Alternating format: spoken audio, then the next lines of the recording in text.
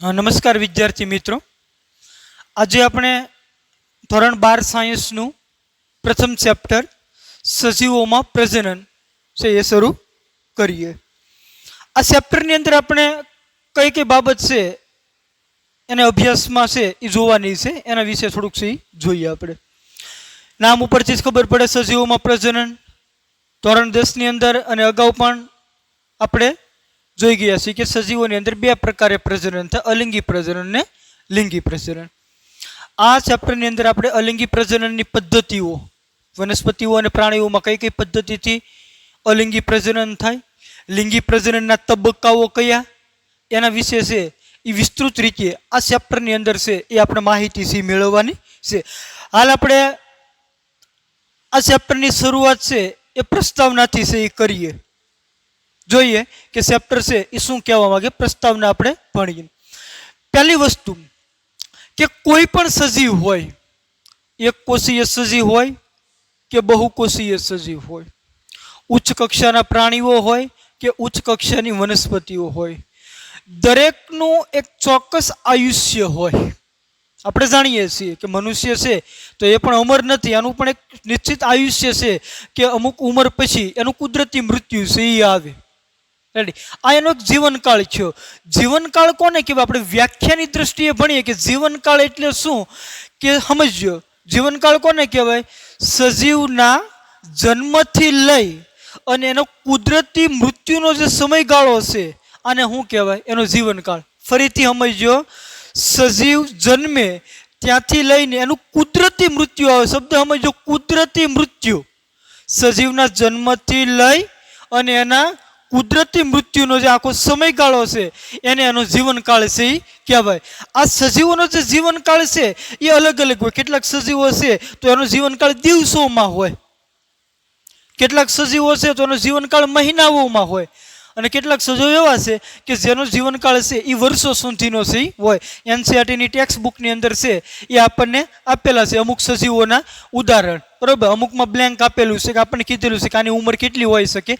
જોઈએ આપણે એના સરેરાશ આયુષ્ય વિશે છે આપણે અભ્યાસ કરીએ. જેમ કે હાથી છે તો હાથી છે એ 65 થી 90 વર્ષનો જીવનકાળ છે એ ધરાવે. એટલે કે એના જન્મથી કુદરતી મૃત્યુ વચ્ચેનો સમયગાળો કેટલો હોય? 65 થી 90 વર્ષ, જેનું સરેરાશ અંદાજિત આયુષ્ય છે. એ જ રીતનું ગુલાબ છે તો 5 થી 7 વર્ષ, કૂતરો છે તો 20 થી 30 વર્ષ, પતંગિયું હોય તો 1 થી 2 અઠવાડિયા ટૂંકું આયુષ્ય છે દિવસોમાં, કાગડો છે તો એ 15 વર્ષ, કેળનું વૃક્ષ હોય તો 20 થી 25 વર્ષ, એ જ રીતનું ગાય 15 થી 25 વર્ષ, પોપટ 140 વર્ષ, એ જ રીતે મગર 60 વર્ષ, ઘોડો 62 વર્ષ, ફળમાખી 20 થી 30 દિવસ, ડાંગરનો છોડ 3 થી 4 મહિના, કાચબો 100 થી 150 વર્ષ, વડ તો કે 200 થી 300 વર્ષ. આ સજીવોનો છે ને એ જીવનકાળ દર્શાવે. અલગ અલગ સજીવો, પ્રાણીઓ છે, વનસ્પતિઓ છે કે એનો સરેરાશ આયુષ્ય કેટલું, એનો જીવનકાળ કેટલો એ આપણને છે દર્શાવેલું છે. નંબર 2, વિદ્યાર્થી મિત્રો, આપણે આમાં જોઈ શકીએ કે આ આટલા ઉદાહરણ જોયા પછી આપણા મનમાં એક પ્રશ્ન એ આવતો હોય કે કેટલાક સજીવો છે એનું કદ નાનું છે, કેટલાક સજીવો છે એનું કદ મોટું છે. જેમ કે પોપટ તો એનું કદ કેવું છે? તો કે નાનું, સમજીએ કોને. પછી ઘોડો તો કે એનું કદ કેવું છે? તો કે મોટું. તો જુઓ, કદ નાનું છે પણ ઉંમર કેવી છે? 140 વર્ષ વધારે છે. ઘોડાની ઉંમર કેવી છે? 62 વર્ષ. પોપટની સાપેક્ષમાં કેવી છે? ઓછી. તો આના ઉપરથી એક બાબત આપણે ચોક્કસપણે ધ્યાનમાં લઈ શકીએ કે સજીવોનો જીવનકાળ છે ને એના કદ સાથે સંકળાયેલો નથી, એટલે કે કદ ઉપર આધાર રાખતો નથી. જીવનકાળ સાથે કદને છે એ કોઈ સંબંધ હોતો નથી. જેમ કે પોપટ અને કાગડો, પોપટ અને કાગડો, પોપટનું આયુષ્ય કેટલું? 140 વર્ષ, તો કાગડાનું કેટલું છે? 15 વર્ષ. કેટલું છે? એ જ રીતનું વડ અને આંબો, સમજી કોને. વડ છે તો એનું આયુષ્ય કેટલું છે? તો કે 200 થી 300 વર્ષ છે. કેટલું છે? 200 થી 300 વર્ષ. તો કેળનું વૃક્ષ છે એનું આયુષ્ય કેટલું છે? તો કે 20 થી 25 વર્ષ. હેડી એટલે કદ સાથે છે એ આને કોઈ નિસ્બત નથી. આ સજીવ છે એનું સરેરાશ આયુષ્ય પૂર્ણ થાય એટલે કુદરતી મૃત્યુ છે એ પ્રાપ્ત કરે, એટલે કે આના જીવનનો છે એ મૃત્યુથી શું આવશે તાકે છે અંત છે એ આવે. જે સજીવો જન્મ લે એનું મૃત્યુ છે કેવું હોય, નિશ્ચિત હોય કે જન્મ પછી મૃત્યુ આવે. સજીવ જન્મ લે એની વૃદ્ધિ થાય અને પછી એનું મૃત્યુ આવે. પણ અપવાદ રૂપે આપણે જોઈએ કે કયો સજીવ અમર છે. આપણે કહી શકીએ અમર. અમર મતલબ કે એનું કુદરતી મૃત્યુ નથી આવતું. તો કે એક કોષીય સજીવો, જે એક કોષીય સજીવ છે એને ક્યારેક કુદરતી મૃત્યુ છે આવતું નથી. ઉદાહરણ તરીકે આપણે અમીબાનું ઉદાહરણ લઈએ તો અમીબામાં કુદરતી મૃત્યુ આવે જ નહીં. કેમ? કે અમીબા કોષ વિભાજન પામે એટલે બે બાળ અમીબામાં ફેરવાઈ ગયું. એ બંને બાળ અમીબા ફરીથી પુખ્ત બનીને ફરીથી વિભાજન પામી અને બાળ અમીબામાં ફેરવાય. એટલે એને ક્યારેક કુદરતી મૃત્યુ છે આવવાનું નથી. આ સ્વાભાવિક છે. કોઈ એન્ટીબાયોટિક્સનો ઉપયોગ કરીએ અને મૃત્યુ પામે એ અલગ છે, એ કુદરતી મૃત્યુ નથી. પણ એક કોષીય સજીવોમાં ક્યારેય એનું કુદરતી મૃત્યુ છે એ આવતું નથી. Complete clear? પછી બીજું આપણે જોઈએ કે હજારો વર્ષોથી સજીવો છે એ પોતાનું અસ્તિત્વ છે ટકાવે છે. હજારો વર્ષોથી, લાખો વર્ષોથી જોઈએ આપણે કે સજીવો છે એનું અસ્તિત્વ ટકાવી રાખે. તો આપણને હવે પછી એક પ્રશ્ન થાય કે આ સજીવોની અવિરતપણે સંખ્યા જે આ પૃથ્વી ઉપર આ સૃષ્ટિમાં ઉમેરાય છે એની પાછળ કયું પરિબળ જવાબદાર છે? ઉદાહરણ તરીકે આપણે જોઈએ મનુષ્ય, તો મનુષ્ય શું છે એ તો લાખો વર્ષોથી છે આવે છે, અવિરત એની સંખ્યા આ સૃષ્ટિની અંદર ઉમેરાય છે. બીજી વનસ્પતિઓ જોઈએ તો કે અવિરત એની સંખ્યા છે આ સૃષ્ટિમાં ઉમેરાય છે. તો એવું કઈ જૈવિક પ્રક્રિયા હશે કે જે સતત ને સતત આ સજીવોની સંખ્યા છે સૃષ્ટિની અંદર ઉમેરે છે? તો આનો જવાબ આવશે વિદ્યાર્થી મિત્રો, પ્રજનન. હા, પ્રજનન દ્વારા સજીવો છે એ પેઢી દર પેઢી એની સંતતિમાં છે એ શું કરતા જાય? વધારો. એની સંખ્યામાં શું કરતા જાય? વધારો. એટલે કે એની સાતત્યતા છે એ જળવાય, એનું અસ્તિત્વ છે એ જળવાય. તો પ્રજનનની ક્રિયા શું છે એના વિશે છે એ આપણે આ ચેપ્ટરની અંદર છે એ ભણીશું. અગાઉની જે આપણે પ્રસ્તાવના જોયા એમાં તમને ખબર પડી પેલું જીવનકાળ કોને કહેવાય એ આપણને ખબર પડી. હાવ સાદી ભાષામાં આપણે જોઈએ તો જીવનકાળ એટલે હું કે આપણું આયુષ્ય કેટલું, મનુષ્યનું આયુષ્ય છે કે 100 વર્ષ જીવી શકે તો આપણો એક જીવનકાળ થયો કે કુદરતી મૃત્યુ સુધીનો આપણો એક આખી યાત્રા. રેડી? બીજા આપણે અલગ અલગ સજીવોનો જે સરેરાશ જીવનકાળ છે, સંભવિત આયુષ્ય છે એના વિશે છે જોયું. હવેનો ટોપિક આપણે જોઈએ પ્રજનન વિશે છે જોઈએ કે જે આ સજીવોનું અસ્તિત્વ ટકાવી રાખવા માટે છે એ ખૂબ ઉપયોગી છે. તો આપણે જોઈએ પ્રજનન. જોઈએ આપણે પ્રજનન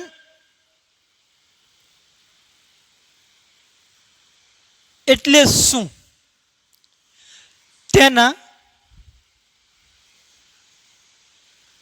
પ્રકારો જણાવો. રેડી? તો પહેલા આપણે પ્રજનન એટલે શું એના વિશે જોઈએ. પ્રજનન કોને કહેવાય? અગાઉના ધોરણમાં પણ આપણે ભણી ગયેલા છીએ. પ્રજનન કોને કહેવાય? કે સજીવ પુખ્ત અવસ્થાએ પોતાની જેવા જ બીજા નવા સજીવનું નિર્માણ કરે ને આને પ્રજનન કહેવાય. સમજો, સજીવ પુખ્ત અવસ્થાએ પોતાની જેવા જ નવી સંતતિ છે એ ઉત્પન્ન કરે આને શું કહેવાય? પ્રજનન છે કહેવાય. જોઈએ કે સજીવ પુખ્ત અવસ્થાએ પોતાની જેવી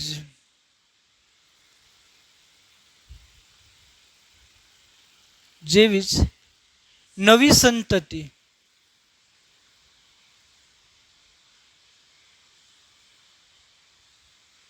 ઉત્પન્ન કરે તેને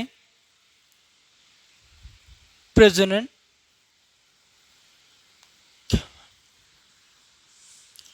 રેડી? પછી બીજું, આ પ્રજનનથી ફાયદો શું, પ્રજનનનું મહત્વ શું? તો કે પ્રજનનથી સજીવોની સંખ્યા છે ને એ જળવાઈ રહે. પ્રજનનથી સજીવોની સંખ્યા છે એ જળવાય. કે પ્રજનન ક્રિયાથી સજીવોનું અસ્તિત્વ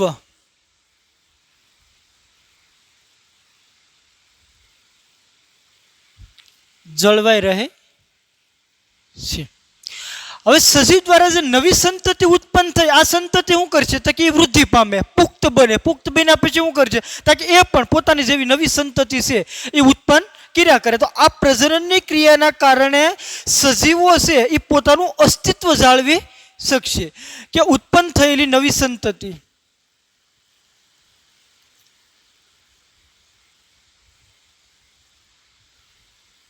સંતતિ પણ વૃદ્ધિ પામી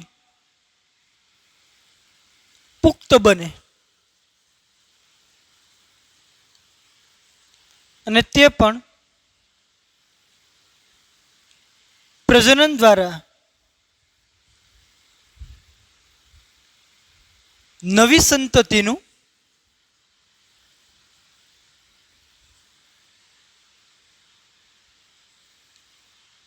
નિર્માણ કરે છે. કમ્પ્લીટ. તો આમ સજીવનો એક વસ્તુ જોઈએ તો સજીવનો જન્મ, એની વૃદ્ધિ અને મૃત્યુ, આ ચક્ર સતત ને સતત છે કુદરતમાં ચાલ્યા કરે. કયું? તો કે સજીવોનો જન્મ, સજીવની વૃદ્ધિ અને સજીવનું મૃત્યુ. આ ચક્ર સતત ને સતત છે કેવું કરે છે કે કોઈ નવો સજીવ છે એ સંતતિ જન્મ લે, એ વૃદ્ધિ પામે, નવી સંતતિ નિર્માણ કરશે અને કાળક્રમે એનો જીવનકાળ પૂર્ણ થાય એટલે કુદરતી રીતે શું થાય છે તો કે મૃત્યુ છે એ પામે. રેડી. આ આપણે જોયું પ્રજનન એટલે શું. હવે આપણે શું જોવાનું? એના પ્રકારો. પ્રજનનના બે પ્રકાર.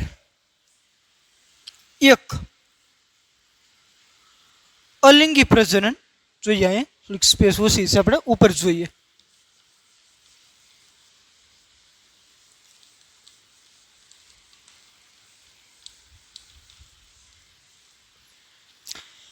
બે પ્રકાર, અલિંગી પ્રજનન અને બીજો પ્રકાર આવશે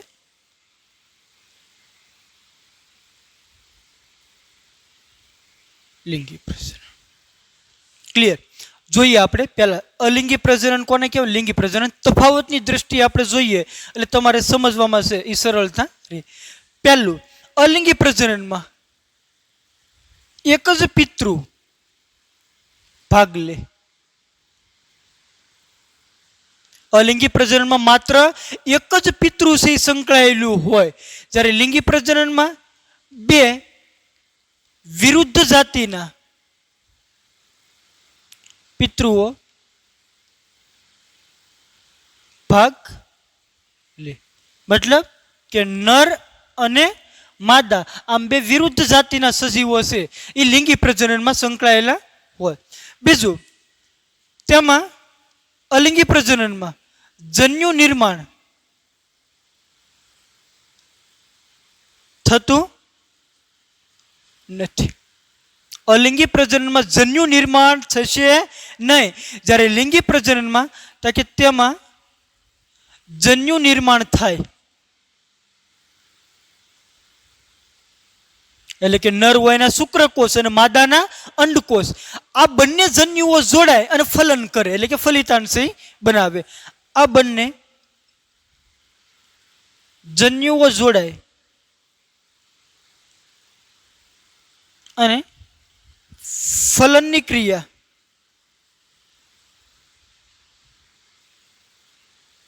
દર્શા. ક્લિયર? પછીનું અલિંગી પ્રજનનમાં જોઈ કે અલિંગી પ્રજનનની અંદર જે સંતતિ નિર્માણ પામે એ આબેહૂબ એના પિતૃઓ જેવી જ હશે. સમજો, અલિંગી પ્રજનનમાં જે નવી સંતતિ નિર્માણ પામે છે એ આબેહૂબ એની પિતૃઓ જેવી છે હશે. એટલે કે એમાં કોઈ પણ પ્રકારની ભિન્નતા આવતી નથી. ઉદાહરણ તરીકે આપણે જોઈએ ગુલાબ હોય તો ગુલાબની કલમ કરે ને, કોઈ પ્રકારની નાની ડાળ કાપી, માનો કે લાલ ગુલાબની કલમ કરી અને ભેજવાળી જગ્યાએ રોપી હોય તો એ છોડ પુખ્ત બની અને જે પુષ્પ આપશે એ પણ કેવા આપશે? ગુલાબના અને લાલ જ આપશે. કોઈ તફાવત આવ્યો નથી. બરોબર? કેમ? તાકી અલિંગી પ્રજનન છે. જોઈએ કે તેમાં નિર્માણ પામતી સંતતિ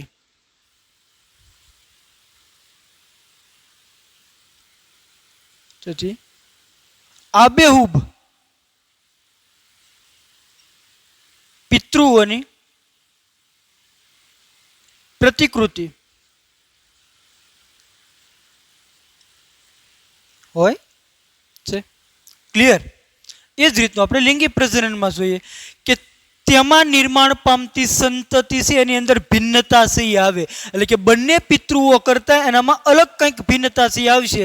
એનું કારણ છે કે આપણે અગાઉ પણ જોઈ ગયેલા છીએ કે લિંગી પ્રજનન કરતા સજીવો હોય એમાં વ્યતિકરણ થાય. આ વ્યતિકરણ થવાના કારણે જે નવી નિર્માણ પામતી સંતતિ છે એની અંદર ભિન્નતા છે એ આવે છે, જે આપણે આનુવંશિકતા અને ભિન્નતાવાળા ચેપ્ટરની અંદર છે ભણ્યા છીએ. કે તેમાં નિર્માણ પામતી સંતતિમાં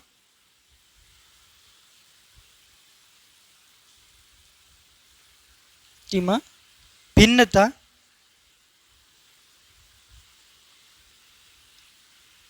આવે છે. ક્લિયર? સમજાણું? આ થયું અલિંગી પ્રજનન અને લિંગી પ્રજનન. હવે આ પ્રજનનની ક્રિયા દ્વારા છે એ સજીવો અલિંગી પ્રજનન અથવા તો લિંગી પ્રજનન દ્વારા છે એ પોતાની જાતિની સંખ્યા છે એમાં છે એ વધારો છે એ કરતા હોય. હવે પછીનો આપણે ટોપિક જોઈએ અલિંગી પ્રજનન. બે છે એમાં આજે આપણે ભણીશું અલિંગી પ્રજનન અને પછી આપણે લિંગી પ્રજનન વિશે છે એ માહિતી છે એ મેળવી. તો હવે આપણે જોઈએ અલિંગી પ્રજનન એટલે શું અને એની અલગ અલગ પદ્ધતિઓ જે જોવા મળે એના વિશેની છે એ આપણે માહિતી છે એ મેળવીએ. રેડી? હાલો હવે આપણે એ જોઈએ કે બે પ્રકાર જોયા પ્રજનનના, અલિંગી અને લિંગી. હવેનો આપણો ટોપિક આપેલો છે અલિંગી પ્રજનન. તો આપણે ભણવાનું કે અલિંગી પ્રજનન એટલે શું, તેના પ્રકારો છે જણાવો. તો પહેલા આપણે અલિંગી પ્રજનન એટલે શું એ તો આપણે ભણ્યા છીએ, છતાં પણ જોઈએ કે અલિંગી પ્રજનન કોને કહેવાય કે તેમાં એક જ પિતૃ સંકળાયેલો હોય અને જન્યુઓનું નિર્માણ થતું નથી. નિર્માણ પામતી સંતતિ છે એ પિતૃઓની આબેહૂબ પ્રતિકૃતિ છે હોય છે. જોઈએ વ્યાખ્યામાં અલિંગી પ્રજનન એટલે શું કે અલિંગી પ્રજનનમાં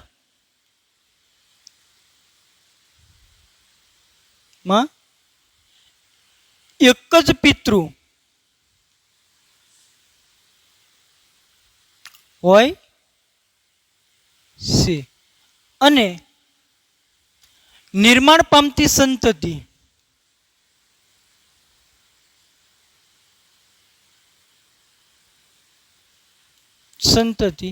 આબેહૂબ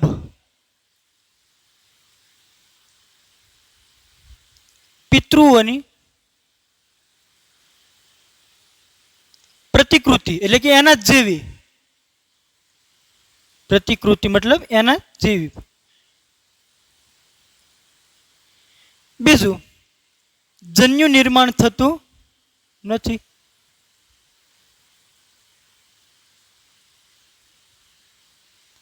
કમ્પ્લેટ અલિંગી પ્રજનન એટલે શું? હવે આપણે જોવાના છે એના પ્રકારો. યાદ રાખજો વિદ્યાર્થી મિત્રો, પ્રાણીઓ અને વનસ્પતિઓમાં અલિંગી પ્રજનનના તબક્કાઓ છે એ જોવા મળે. જોઈએ આપણે અલિંગી પ્રજનનના કયા તબક્કાઓ છે સમજવાનો છે એ પ્રયત્ન કરીએ. જેમ કે અલિંગી પ્રજનનની અંદર આપણે જોઈએ તો એના તબક્કાઓમાં ભાજન પ્રકારોમાં એક એનું ભાજન, બીજાણુ નિર્માણ,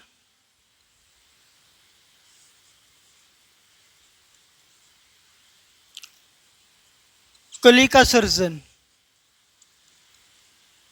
અવખંડન,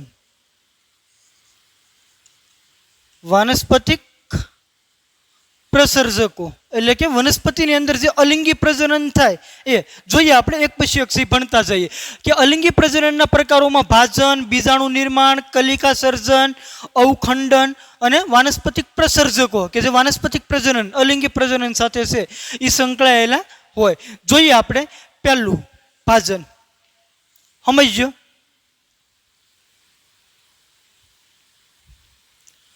ભાજનનો મતલબ શું થાય? ભાગ પડવા. ભાજનનો મતલબ શું થાય? ભાગ પડવા. કે આમાંથી એક સજીવમાંથી બે સજીવ છે એ નિર્માણ પામે. ઉદાહરણ તરીકે આપણે જોઈએ પ્રોટિસ્ટા અને મોનેરા હોય તો એમાં કોષ વિભાજન દ્વારા બે સજીવનું નિર્માણ થાય. આમાં પ્રોટિસ્ટા અને મોનેરામાં જે કોષ વિભાજન છે ને એ જ પ્રજનન છે. સમજજો, કોષ વિભાજન જે થાય છે ને એ જ એના માટે શું છે તાકે પ્રજનન. કે પ્રોટિસ્ટા અને મોનેરામાં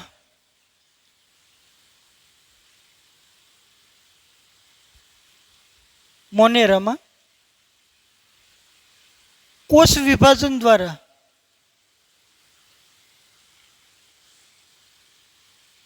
દ્વારા બે સજીવનું બે સંતતિનું નિર્માણ થાય. તેમાં સંભાજન એ જ પ્રજનન છે. કમ્પ્લીટ. જોઈએ આપણે ભાજનના બે પ્રકાર. ભાજનનો મતલબ શું થાય? ભાગ પાડવું. ભાજનના બે પ્રકાર. એક છે એનું દ્વિભાજન અને બીજો પ્રકાર છે એનો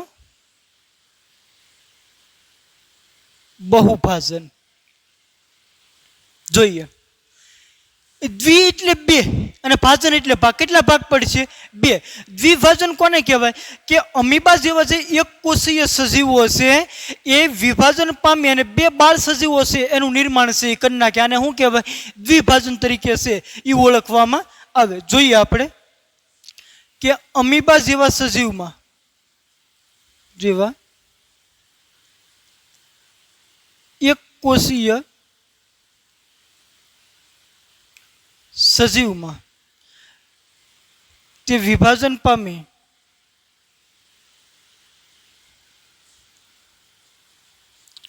બે બાળ સજીવનું નિર્માણ કરે છે. એક સજીવ હતો એનું વિભાજન થઈને બે સજીવ એમાંથી નિર્માણ પામ્યા એટલે હું કીધું એને દ્વિભાજન, બે ભાગ પડ્યા. બરાબર. બાળ સજીવનું નિર્માણ કરે છે તેને શું કહેવાય? દ્વિભાજન. જોઈએ આપણે સમજીએ. ઉદાહરણ તરીકે આ અમીબા છે, સમજો બરોબર. આ એનું શું છે? કોષ કેન્દ્ર. હવે દ્વિભાજન કઈ રીતનું થાય? તો કે પહેલા કોષ કેન્દ્રનું વિભાજન થાય અને પછી એના કોષ રસનું વિભાજન થશે. તો આ રીતનું બને કે આ અમીબા છે, આ કોષ કેન્દ્ર વિભાજન પામે એટલે કોષ કેન્દ્ર વિભાજન પામે એટલે આ રીતનું છે કે કોષ કેન્દ્ર એ વિભાજન પામવાની છે એ શરૂઆત છે એ કરી. આ શું છે એનું? કોષ કેન્દ્ર. રેડી. હવે કોષ કેન્દ્ર વિભાજન પામશે એટલે હવે કોષ કેન્દ્ર એનાથી અલગ છે એટલે આ રીતનું છે.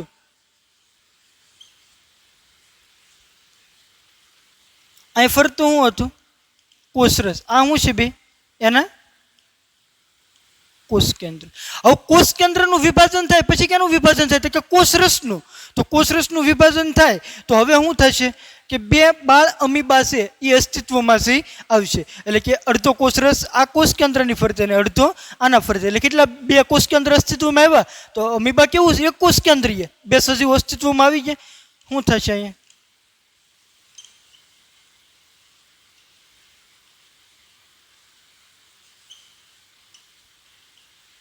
આ શું થઈ ગયા ને? બાળ સજીવ. જો સમજો અહીંયા એક જ સજીવ હતું ને, સજીવનું દ્વિભાજન થયું એટલે કેટલા સજીવ બનાવી નાખ્યા? કેટલા બાળ અમીબા બનાવ્યા એને? બે. તો આને શું કહેવાય? દ્વિભાજન કહેવાય. કે જેમાં સૌ પ્રથમ કોષ કેન્દ્રનું વિભાજન થાય અને એને અનુસરીને કોષરસનું વિભાજન થાય અને બે બાળ અમીબા છે એનું નિર્માણ કરી નાખે. આ ક્રિયાની અંદર બે બાળ સજીવનું નિર્માણ થાય એટલા માટે એને શું કીધું? દ્વિભાજન તરીકે છે એ ઓળખવામાં આવે. કમ્પ્લીટ. એ જ રીતનું બીજું ઉદાહરણ આપણે જોઈએ.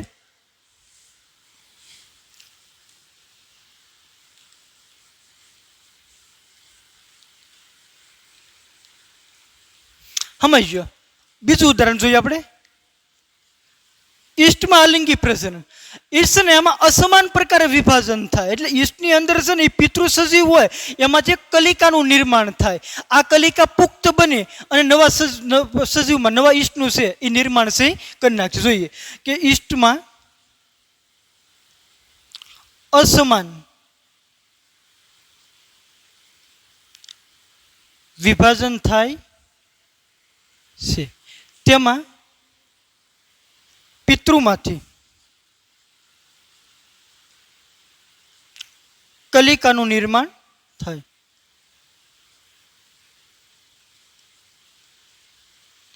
રેડી. આ જે કલિકાનું નિર્માણ છે એ પુખ્ત બને અને પિતૃથી કેવું પડી જાય? અલગ અને સ્વતંત્ર ઈષ્ટ તરીકે છે એ અસ્તિત્વમાં આવે તે પુખ્ત બની પિતૃથી અલગ પડે છે અને સ્વતંત્ર સજીવ તરીકે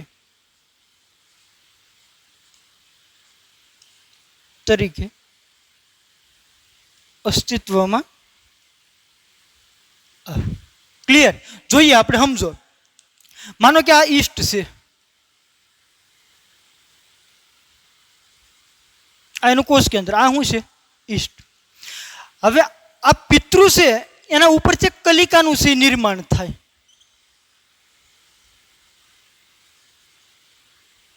અહીંથી આપણે દર્શાવીએ આ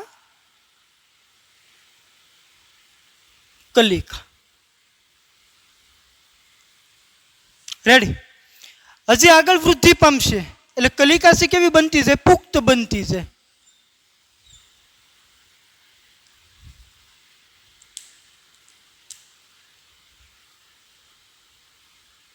અહીં કેવી છે? કલિકાની વૃદ્ધિ, પુખ્ત બન્યું. હવે પુખ્ત બને એટલે આ કલિકા હવે પિતૃથી કેવી પડી જશે? અલગ. તો સ્વતંત્ર સજીવ તરીકે છે એ અસ્તિત્વમાં આવ્યું. આ બે ભાગ પડ્યા. જો કે અમીબાની અંદર અસમાન વિભાજન છે એ થયું અને ઈસ્ટમાં અસમાન વિભાજન થયું અને એમાં પિતૃમાંથી કલિકાનું નિર્માણ થાય. આ કલિકા પુખ્ત બને અને એના પિતૃથી છે અલગ પડી અને સ્વતંત્ર સજીવ તરીકે છે એ અસ્તિત્વ છે એ ધરાવે. એ જ રીતનું આપણે હવે જોવાનું છે બહુભાજન.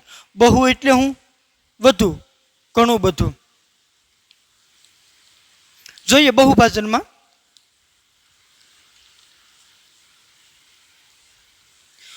બહુભાજનમાં શું થાય કે સજીવ હોય એમાં કોષ કેન્દ્રનું વિભાજન થાય વારંવાર, પણ કોષરસનું વિભાજન ત્યારે થતું નથી. હવે કોષ કેન્દ્રનું વિભાજન થઈ ગયું એટલે કોષ કેન્દ્રની સંખ્યા કેવી થઈ ગઈ? વધી ગઈ. પછી કોષરસનું વિભાજન થયું અને એ એક સાથે ઘણી બધી સંખ્યામાં છે એ સજીવોનું નિર્માણ કરે. એટલે કે એક સજીવમાંથી ઘણા બધા સજીવોનું નિર્માણ થાય એટલે આને શું કીધું? બહુભાજન. ઉદાહરણ તરીકે પ્લાઝ્મોડિયમ કે જે મેલેરિયા માટે જવાબદાર છે, અમીબા, આમાં બહુભાજન છે એ જોવા મળે. જોઈએ આપણે એક ઉદાહરણ દ્વારા. માનો કે અહીં એક કોષ કેન્દ્ર છે. હવે આ કોષ કેન્દ્ર છે એ અસમાન પ્રકારે વારંવાર વિભાજન પામે એટલે 1 માંથી 2, 2 માંથી 4, 4 માંથી 8. આ કોષ કેન્દ્રની સંખ્યા કેવી થતી ગઈ? વધતી ગઈ. પણ શરૂઆતની અંદર કોષરસનું વિભાજન થયું નથી. હવે કોષરસનું વિભાજન થશે એટલે દરેક કોષ કેન્દ્ર ફરતે શું આવી જશે? કોષરસ. દરેકની ફરતે શું આવી ગયું? કોષરસ છે એનું નિર્માણ થઈ ગયું. હેડી. હવે આ શું કરશે? એક સાથે મોટી સંખ્યામાં છે એ બાળ સજીવો છે એનું નિર્માણ છે એ કરી નાખ્યું. એટલે આમાં એક સજીવમાંથી ઘણા બધા સજીવ નિર્માણ પામ્યા એટલે આને શું કહેવાય? બહુભાજન. ઉદાહરણ તરીકે શું આવે બહુભાજનમાં? પ્લાઝ્મોડિયમ અને અમીબા કે જેમાં બહુભાજન છે એ જોવા મળે. કમ્પ્લીટ. તો આ ભાજનના બે પ્રકાર. એક દ્વિભાજન કે એમાંથી એક સજીવમાંથી બે સજીવનું નિર્માણ થતું હોય. ઉદાહરણ તરીકે અમીબા, અસમાન વિભાજન થતું હોય અને કલિકાનું નિર્માણ થતું હોય એમાં શું આવશે? ઈસ્ટ. બહુભાજનની અંદર શું આવે? પ્લાઝ્મોડિયમ અને અમીબા કે જેમાં એક સજીવમાંથી એક સાથે ઘણા બધા નવા સજીવો, બાળ સંતતિઓ છે એનું નિર્માણ છે થતું હોય. રેડી. હવે આપણે જોવાનું છે બીજું, બીજાણુ નિર્માણ. શું ભણીશું આપણે? બીજાણુ નિર્માણ.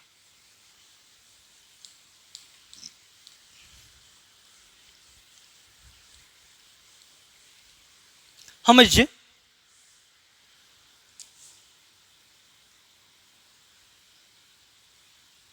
બીજાણુ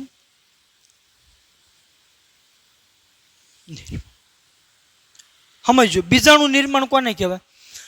કે બીજાણુ નિર્માણ છે ને એ અમીબામાં જોવા મળે. વિપરીત પરિસ્થિતિ હોય એટલે કે અનુકૂળ પર્યાવરણ પ્રાપ્ત ન હોય એવા સમયે અમીબા પોતાના ખોટા પગથી સંકોચી લે એટલે પાછા ખેંચી લે અને ગોળ આકારનું બની જાય. ગોળ આકારનું બનીને એના ફરતે ત્રિસ્તરીય આવરણ બનાવી નાખે અને કહેવાય કોષ્ઠ. આ કોષ્ઠ બનાવવાની જે ક્રિયા છે એ આખી પ્રક્રિયા પૂર્ણ થાય અને કહેવાય કોષ્ઠન. શું કહેવાય? હવે અનુકૂળ વાતાવરણ પ્રાપ્ત થાય એટલે એની અંદર જે કોષ કેન્દ્ર હોય વારંવાર વિભાજન પામે અને કોષ્ઠન તૂટે એટલે એક સાથે મોટી સંખ્યામાં કુટપાદીય બીજાણુઓ એટલે કે ખોટા પગ ધરાવતા બીજાણુઓ હશે એ મુક્ત થાય. આને શું કહેવાય? બીજાણુ નિર્માણ તરીકે છે એ ઓળખવામાં આવે. જોઈએ આપણે સમજીએ બીજાણુ નિર્માણ કોને કહેવાય. આ અમીબા છે. આ છે એ શું છે? એને ખોટા પગ એટલે કે કુટપાદ. રેડી. જ્યારે પર્યાવરણ અનુકૂળ નહીં હોય એટલે કે વિપરીત પરિસ્થિતિમાં આ પોતાના ખોટા પગ છે ને સંકોચી લે, પાછા ખેંચી લે, એના કારણે કેવું બની જશે? ગોળાકાર. જો સમજો કે અનુકૂળ પરિસ્થિતિ પ્રાપ્ત ન હોય એવા સમયે અમીબાના જે ખોટા પગ છે એને પાછા ખેંચી લે, એના કારણે કેવો આકાર બને નાખ્યો? ગોળાકાર. આ ગોળાકાર બને એના ફરતી ત્રિસ્તરીય આવરણ બનાવી નાખે.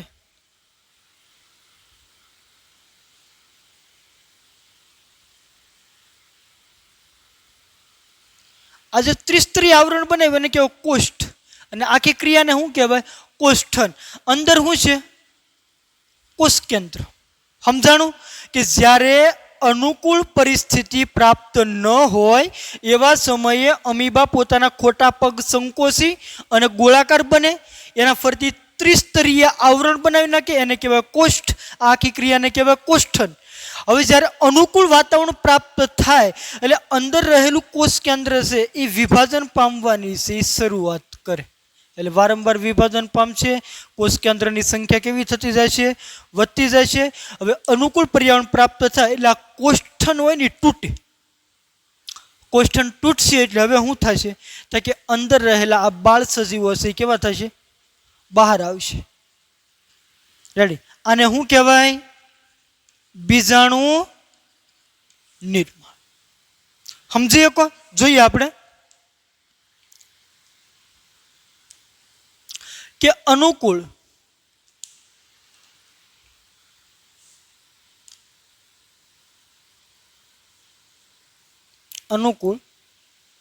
પર્યાવરણ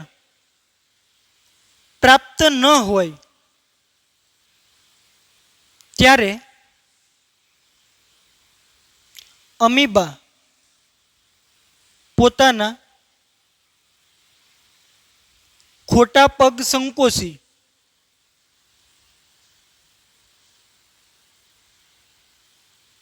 એટલે કે પાછા ખેંચી ગોળાકાર બને છે. જો ખોટા પગ સંકોચી કેવું બન્યું? ગોળાકાર. અને તેના ફરતે કેટલા સ્તરીય આવરણ બનાવે? ત્રિસ્તરીય. અને તેની ફરતે ત્રિસ્તરીય આવરણ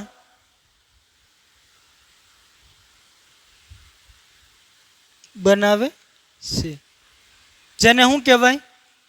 કોષ્ઠ. શું કહેવાય? કોષ્ઠ. અને આ ક્રિયાને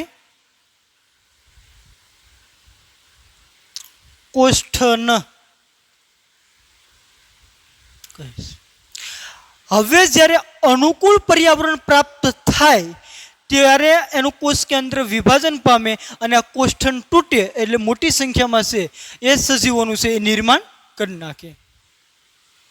અનુકૂળ પર્યાવરણ પ્રાપ્ત થાય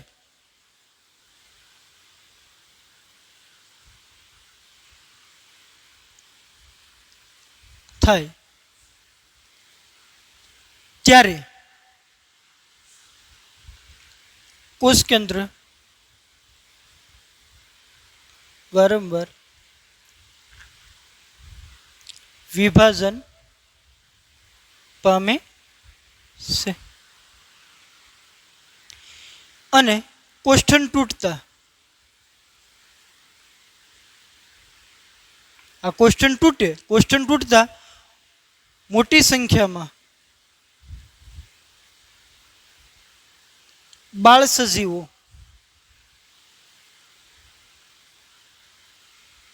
અથવા તો બીજાણુઓ બહાર આવે છે, જેને શું કહેવાય?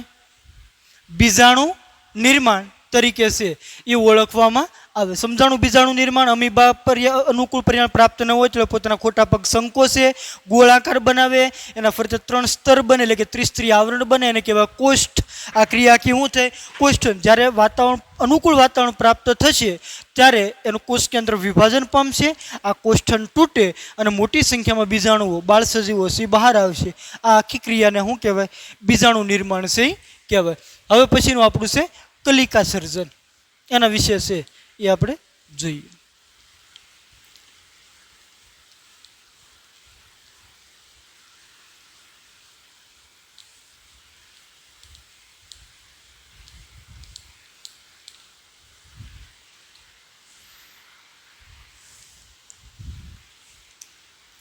હવે આપણે આવીશું કલિકા સર્જન.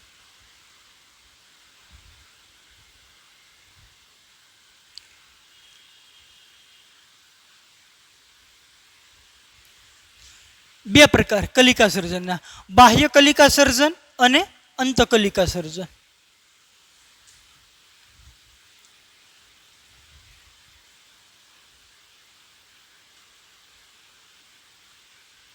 અને બીજો પ્રકાર કયો છે? અંતકલિકા સર્જન.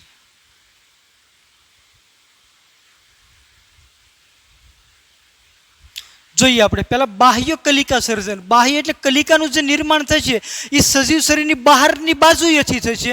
અને અંતકલિકા સર્જનમાં શું થશે કે જે કલિકાનું નિર્માણ થાય એ સજીવ શરીરની અંદરની બાજુએથી થશે. બાહ્ય કલિકા સર્જનમાં આપણે જોઈએ કે તેમાં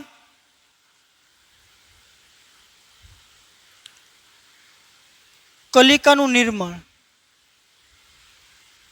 સજીવ શરીરની બહારની બાજુથી થાય.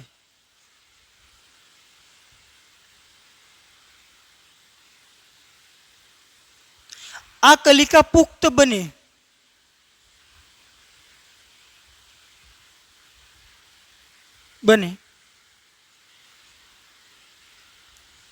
પિતૃથી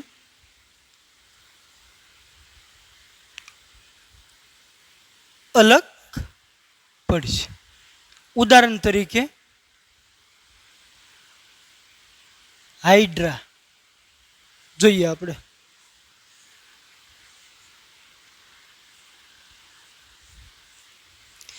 આ સજીવ શરીર છે હાઇડ્રાનું. અહીંથી આ કલિકા નિર્માણ પામે. આ શરીર કયું છે? પિતૃઓને. અહીંથી હું છું? આ કલિકાનું નિર્માણ છું. જો આ હાઇડ્રા એમાંથી આ કલિકાનું નિર્માણ થયું. હવે શું થશે કે આ પિતૃ છે એની સાથે કલિકા જોડાયેલી છે. હવે કલિકા ધીમે ધીમે ધીમે ધીમે કેવી બનશે? પરિપક્વ પુખ્ત બનશે. જેવી એ પુખ્ત બની જશે એટલે પિતૃથી કેવું થઈ જશે? એ અલગ પડશે. જોઈએ આપણે.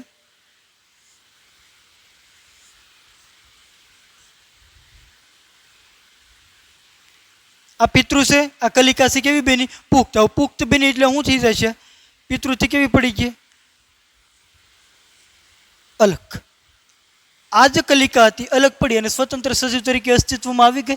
આ શું થયું કે સજીવ પિતૃ શરીર છે એની બહારની બાજુએથી કલિકા નિર્માણ પામી એટલે આને શું કીધું? બાહ્ય કલિકા સર્જન. ઉદાહરણ તરીકે શું આવે આમાં? હાઇડ્રા, કે જેમાં બાહ્ય કલિકા સર્જન છે એ જોવા મળે. એ જ રીતનું આપણે બીજું ભણીએ. હવે અંત કલિકા સર્જન છે એના વિશે છે એ માહિતી છે મેળવે.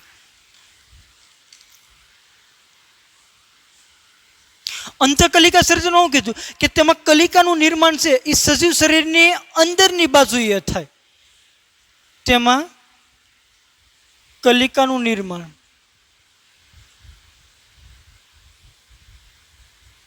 સજીવ શરીરની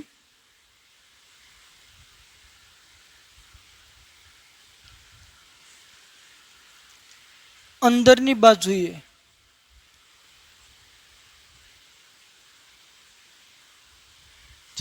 ક્યાંથી થાય છે? સજીવ શરીરની અંદરની બાજુએથી છે એ કલિકાનું છે એ નિર્માણ છે થશે. રેડી. એને જેમ્યુલ્સ પણ કહેવાય. શું કહેવાય? એને જેમ્યુલ્સ તરીકે પણ છે એ ઓળખવામાં આવે. ઉદાહરણ તરીકે આમાં આવે વાદળી. શું આવે છે? વાદળી. સ્પોન્જિલા અને ચાઇકોન. જોઈએ અંતકલિકા સર્જનમાં શું આવે? આ સજીવ શરીર અંદરની બાજુએથી કલિકાઓ છે એ નિર્માણ પામી. ક્યાંથી નિર્માણ પામી કલિકાઓ? અંદરની બાજુએથી. અંદરની બાજુથી નિર્માણ પામે એટલે આને શું કીધું? અંતઃકલિકા સર્જન તરીકે છે એ ઓળખવામાં આવે. અથવા તો આને શું કહેવાય? ઝેમ્બિલ્સ. ઉદાહરણ છે આનું વાદળી. રેડી? જો કલિકા બહારની બાજુથી નિર્માણ પામે તો બાહ્ય કલિકા સર્જન, અંદરની બાજુથી નિર્માણ પામે તો અંતઃકલિકા સર્જન તરીકે છે એ ઓળખવામાં આવે. હવે પછીનું આપણે આવશે અવખંડન.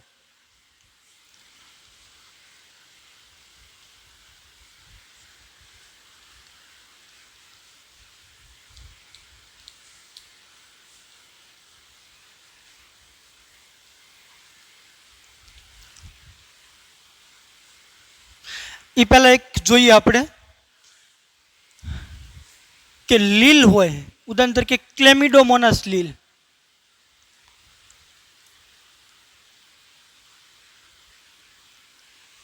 તો આ ક્લેમિડોમોનાસ લીલ હોય એમાં ચલ બીજાણુઓ હોય.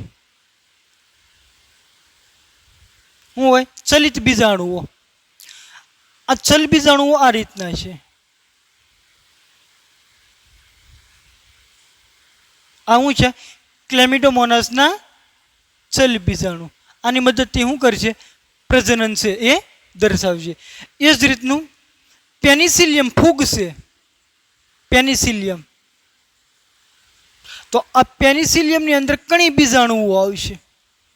શું નિર્માણ પામશે? કણી બીજાણુઓ.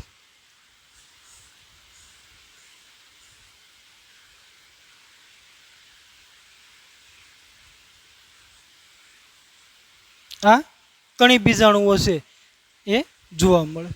કણી બીજાણુ એની મદદથી છે એ ફૂગ પેનિસિલિયમની અંદર છે એ અલિંગી પ્રજનનથી જોવા મળે. ક્લેમિડોમોનાસ લીલ છે તો એમાં શું આવેલું હોય? ચલ બીજાણુઓ. પેનિસિલિયમ છે ફૂગ, પેનિસિલિયમ નોટેટમ, એની અંદર શું હોય? કણી બીજાણુઓ છે એ અલિંગી પ્રજનનની અંદર છે એ ભાગ ભજવે. હવે આપણે અવખંડન જોઈએ.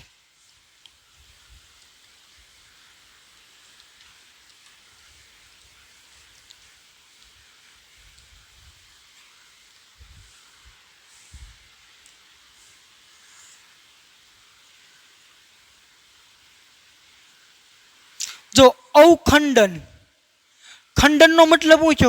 ભાગ પાડવા, વિભાગ થઈ જાવ, તૂટવું, અલગ અલગ ટુકડામાં વિભાજિત થઈ જવું. ખંડન એટલે શું છે? અલગ અલગ ટુકડામાં વિભાજિત થવું. અવખંડનમાં એ રીતનું થાય કે આમાં સજીવ શરીર હોય એ નાના નાના ટુકડાઓમાં વિભાજિત થઈ જાય અને આ નાના ટુકડાઓ છે એ ફરીથી પૂર્ણ સજીવની અંદર છે એ ફેરવાઈ જાય. આને શું કહેવાય? અવખંડન. ઉદાહરણ તરીકે હાઇડ્રા અને સ્પાઇરોગાયરા. ઉદાહરણ તરીકે જોઈએ સ્પાઇરોગાયરા.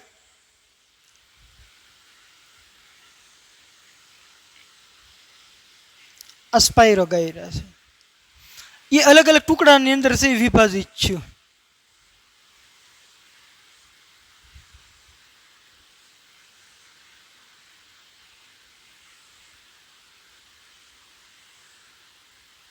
આ ત્રણ ટુકડામાં જો આ ત્રણેય ટુકડા હવે પરિપક્વ બની અને શું કરશે? પૂર્ણ સજીવમાં છે ફેરવાઈ જશે. આને શું છે? અવખંડન.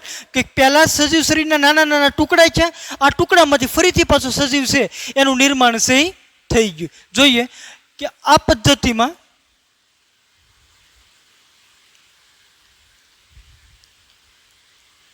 સજીવ શરીરના નાના નાના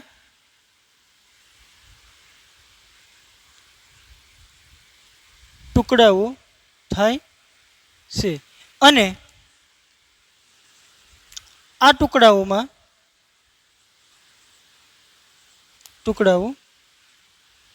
નવા સજીવમાં, નવા પુખ્ત સજીવમાં, નવા સજીવમાં